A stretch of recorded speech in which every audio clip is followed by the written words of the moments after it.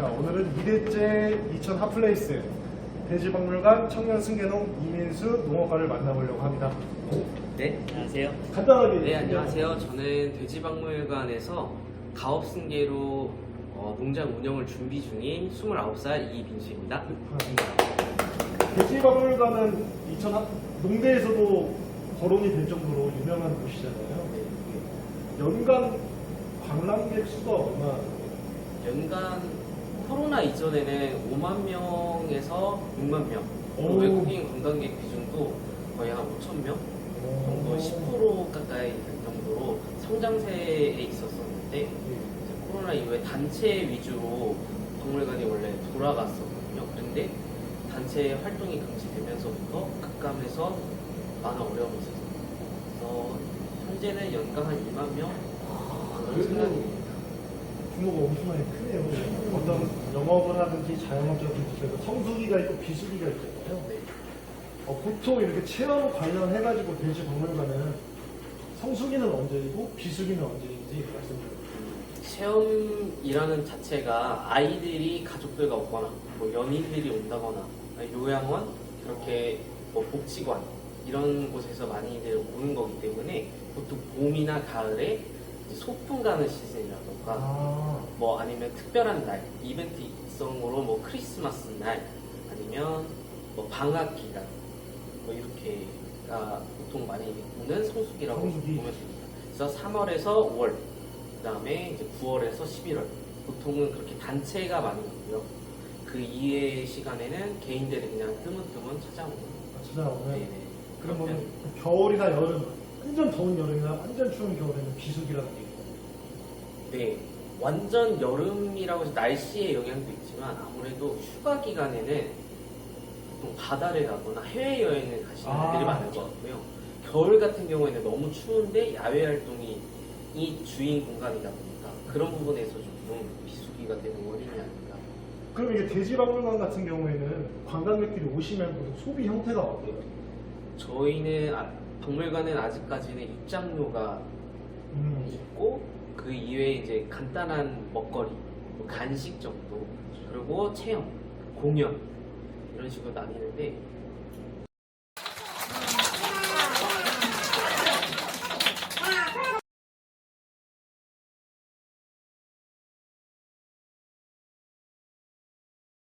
저도 관심이 많아서 제 자녀들, 아이들을 농장에 가가지고 많이도 활기 체험이라든지 근데 많은 경험을 해봤는데 제가 작년에 왔었죠. 네. 작년에 애들 데리고 왔었는데 우리 애들이 그런 말을 하더라고요. 이 돼지박물관, 아빠, 이 돼지박물관은 뭔가 특별해.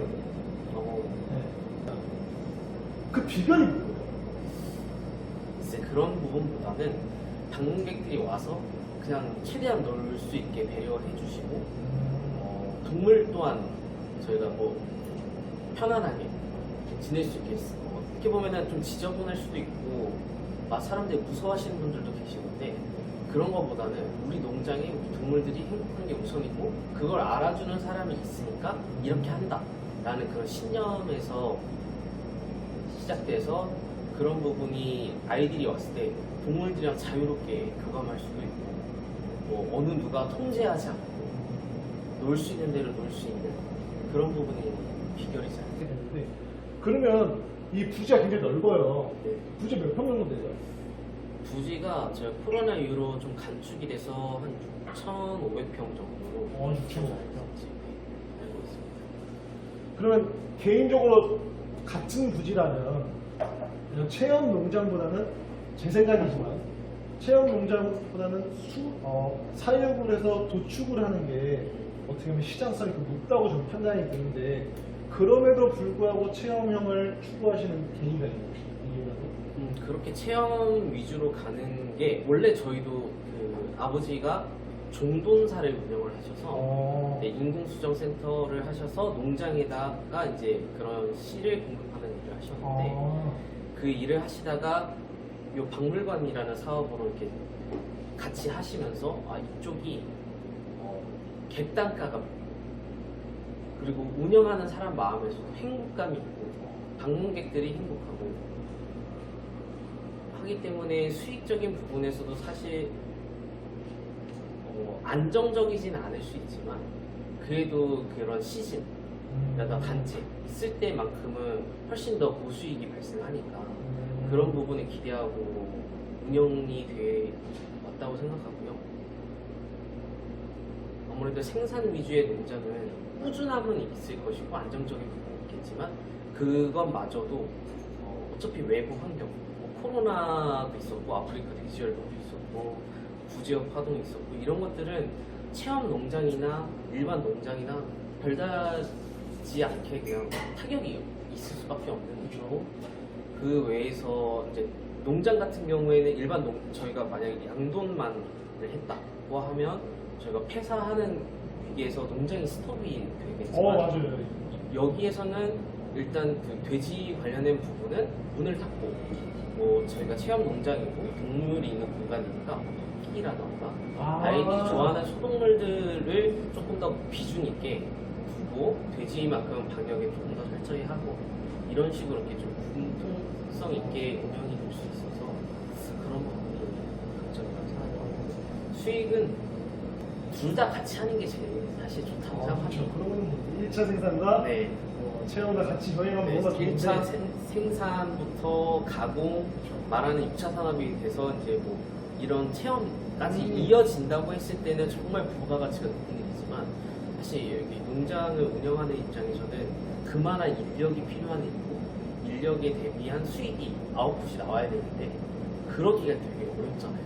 그래서 되는 부분에만 일단 집중을 해왔기 때문에 박물관은 생산보다는 서비스 중심의 공간이 되었다.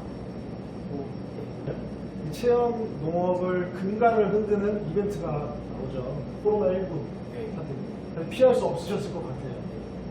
근데 그 코로나19 사태 전에 사실 방문객이 10만 명, 많게는 10만 명 정도까지 되셨는데 아까 사전 인터뷰 아버님께서 말씀하시는 거 보면 코로나가 닥치고 나서는 한 10,000명 정도 있었다고 하시는데 그 위기를 어떻게 극복하신 거예요? 사실 처음에는 정말 타개할 방법이 없었습니다.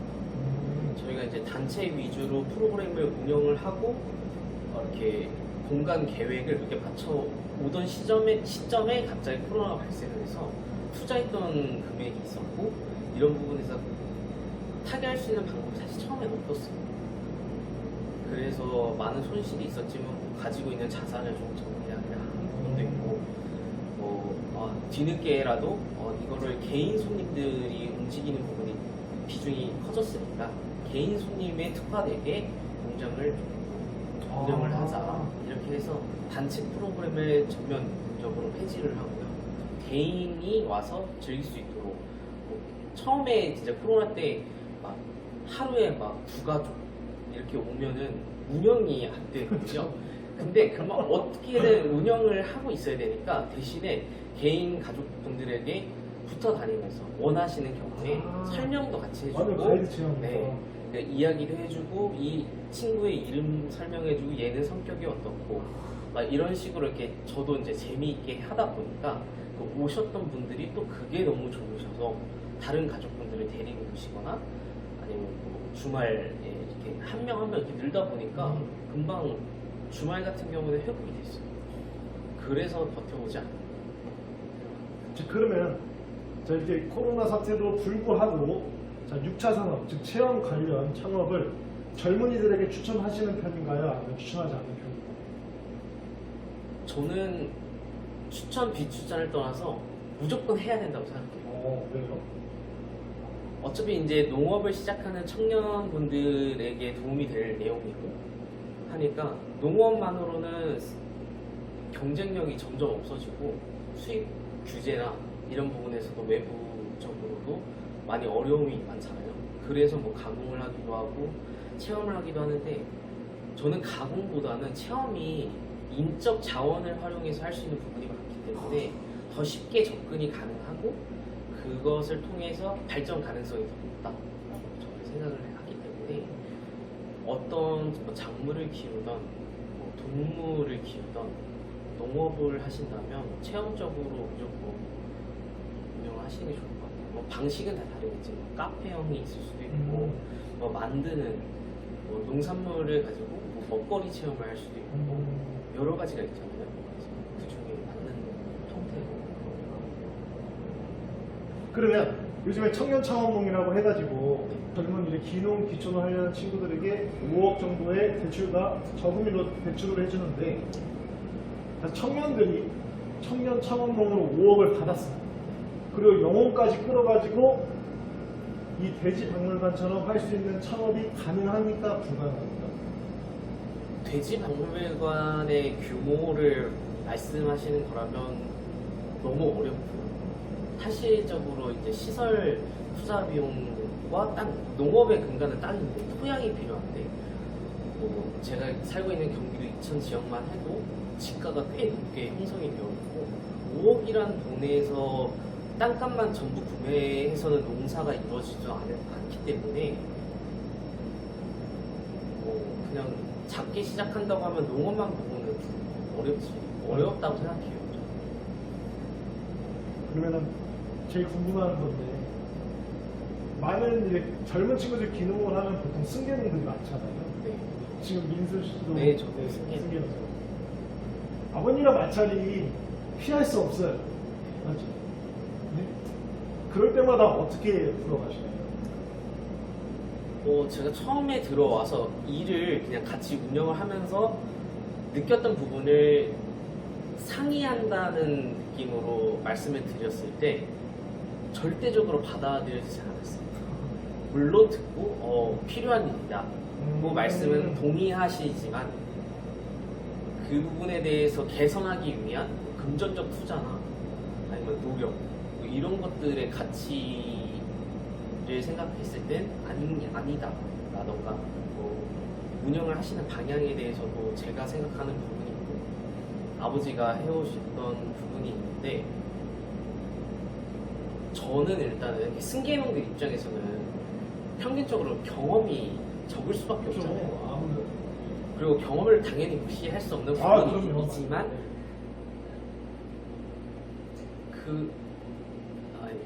그럼에도 불구하고 이제 승계를 준비하는 사람 입장에서 세대가 달라졌기 때문에 나오는 작전들마저 폄하가 되는 경우가 많아서 저는 많이 싸운다고 생각해요. 왜 이거 이렇게 하라고 했는데 왜 안 했어? 라던가 이런 식으로 일과 가정의 분리가 안 된다. 그 느낌이 제일 문제인 것 같고요. 그게 제일 고충이었다. 네.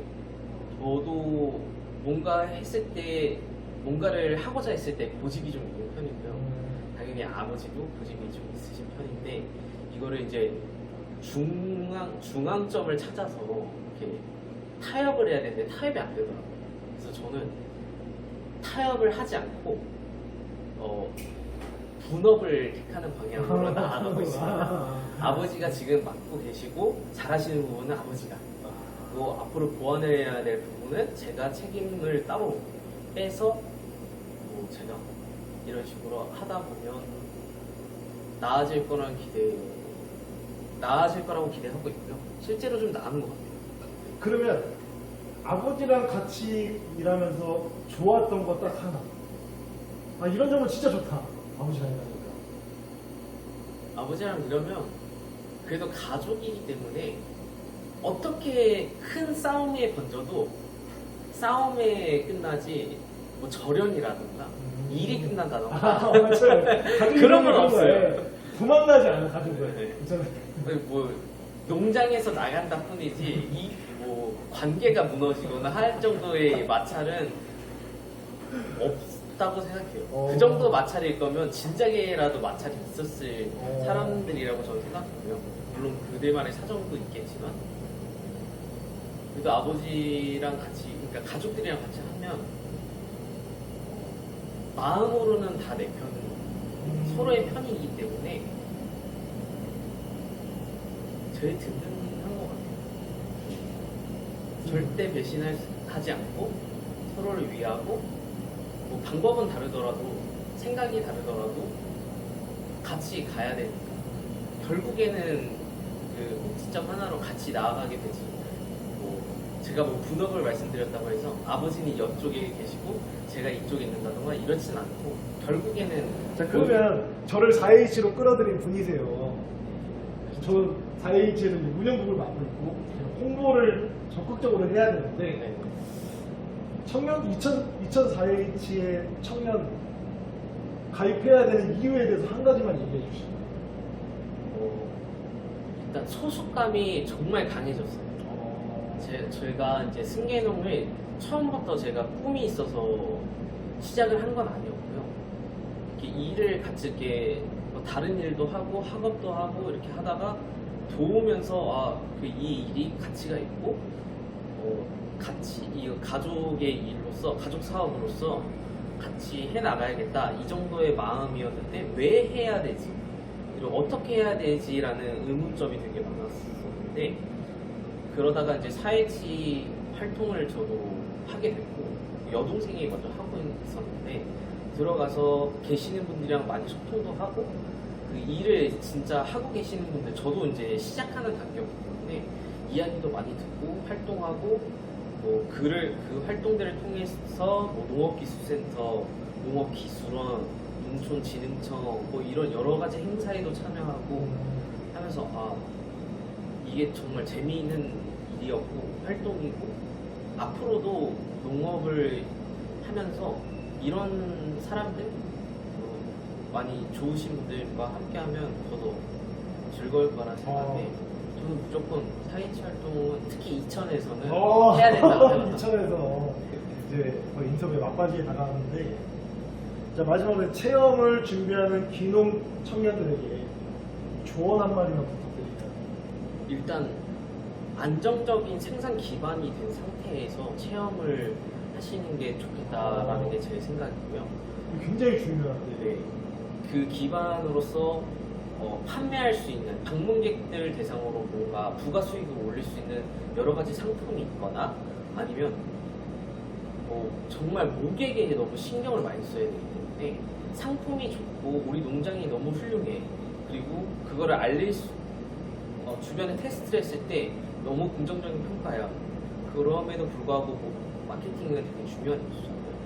근데 어느 정도 훌륭하게 갖춰져 있으면 아름아름 이렇게 뭐 구전을 통해서든 홍보를 통해서 자연스럽게 유입되는 부분이 있는데 그렇지 않고 겉보기에만 너무 치중이 되면 결국에는 단발성으로 끝나서 체험을 유지할 수가 없어요. 이거 팩트입니다. 네, 저도 그렇게 생각하거든요. 체험은 뭐 지금 체험만 하시지만 또 청년 체험을 이번에 준비하실 때 1차 생산도 하시려고 하시는 맞아요 여러분. 1차 생산이 갖춰지지 않으면 체험을 오래 할 수가 없는데 그래서 아버님이 더 대단하다고 말해요. 저도 정말 이렇게 운영해오신 아버지가 참 존경스럽고 대단하다고 생각해서 같이 하게 된 건데 체험만으로 이렇게 운영을 해온다는 자체가 대단해서가 아니고 정말 어려운 것 같아요. 그래서 저도 이번에 청년창업농을 하면서 오히려 회기라는 표현이 맞을지 모르겠지만 양돈을 해야겠다. 그걸 기반으로 가공품을 생산도 하고 오시는 분들한테 뭐 제공을 하거나 뭐 그런 식으로 서비스 할 수 있는 거를 먹거리를 좀 강화해야겠다 라는 생각에서 양돈에 저도 도전하고 있습니다. 체험의 고객님들을 오시면 관광객들이나 체험분들이 오시면 장점과 단점이 명확할 것 같아요. 아무래도 사람을 상대하는 거니까 장점은 뭐가 있고 단점은 뭐가 있는지. 장점은 수익.